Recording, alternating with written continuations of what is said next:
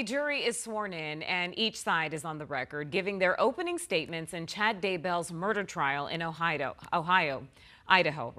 He is accused of killing his wife's two kids, Tylee and JJ, who used to live here in the East Valley. 12 News journalist Erica Stapleton has been following this case for more than 4 years, and we want to warn our viewers that the details coming out at trial are disturbing.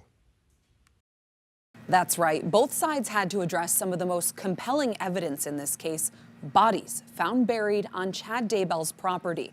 The latest testimony we heard was about that discovery and how Chad Daybell tried to flee the scene before he was ultimately arrested. 2 dead children buried in the defendant Chad Daybell's backyard. Prosecutor Rob Wood getting into all the gruesome details. The next month, his wife is found dead in their marital bed. As he laid out the state's case, chapter by chapter, against doomsday author Chad Daybell. Daybell is charged with killing his first wife, Tammy Daybell, and his current wife, Lori Vallow's 2 children, Tylee and JJ. It's believed all 3 were killed in 2019. Daybell was ultimately arrested in June 2020. Lori Vallow was convicted in the same case last year, with a lot of the same evidence, the state claiming the couple's dark religious beliefs fueled the crimes, and that Tammy, Tylee, and JJ were obstacles for Chad and Lori to be together. This narrative gave them the pretext to remove people from this world for their own good.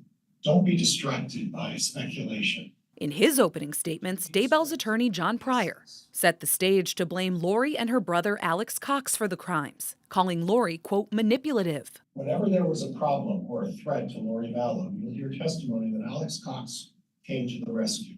Cox is listed as a co-conspirator, but can't be charged in this case because he died in Arizona in December 2019, apparently of natural causes. Unlike Lori Vallow's attorneys in this case, Pryor plans to call witnesses, including Chad Daybell's own adult children and the DNA expert who helped exonerate Amanda Knox. Pryor also pointed out that Chad Daybell isn't being charged in the 2 murder conspiracy cases Lori Vallow is currently facing in Arizona, an effort to distance him from his wife.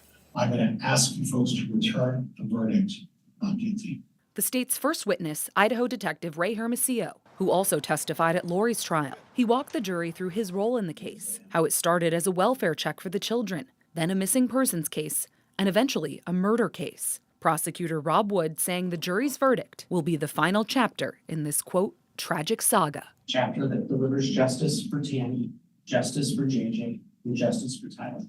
Last year in this case, Lori Vallow was sentenced to life in prison. The stakes are even higher for Chad Daybell, as he's facing the death penalty if he's convicted in this case. Testimony continues tomorrow. Erica Stapleton, 12 News.